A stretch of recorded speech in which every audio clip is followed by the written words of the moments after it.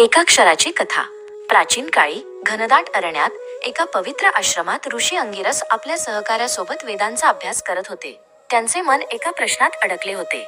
सृष्टीतील सर्व मंत्रांचा मूळ स्वरूप कोणते? ऋषी अंगिरस यांनी विचारले. हा गहन प्रश्न वारंवार त्यांच्या मनात येत होता, ज्याचे उत्तर त्यांना कुठेच मिळत नव्हते.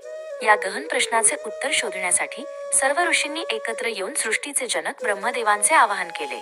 ते ज्ञानाचे आणि निर्मितीचे देव. ब्रह्मदेवांनी शांतपणे उत्तर दिले, जिथून सर्व मंत्र निर्माण झाले ते मूलतत्व म्हणजे ऐम होय. तोच पहिला नाद, तोच शेवटचा नाद. आणि पुढे ते म्हणाले, या आईचा अधिपती, त्याचे मूर्तिमंत स्वरूप म्हणजे विघ्नहर्ता गणेश.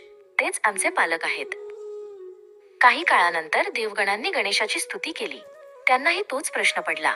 हे गणराया, तू सर्व मंत्रांचा अधिपती कसा? आम्हाला त्याचे रहस्य सांगा.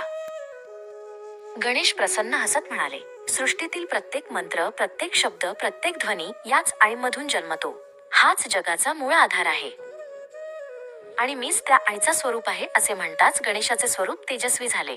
त्यांच्या देहातून एक अद्भुत प्रकाश आणि ऐंचा नाद पसरला. साऱ्या ब्रह्मांडात त्या नादामुळे शांतता आणि प्रकाश निर्माण झाला. देवगण आणि ऋषीमुनी हात जोडून या अपूर्व तेजाकडे पाहत राहिले. त्या क्षणी सर्व देवांनी आणि ऋषींनी मिळून नम्र होऊन त्यांना नाव दिले, एकाक्षर, एकमेव अक्षर, ऐंचा मूर्तिमंत देव. व्हिडिओ आवडला असेल तर लाईक करा आणि श्री गणेशाच्या 108 नावांची कथा पाहण्यासाठी चॅनलला सबस्क्राईब करा.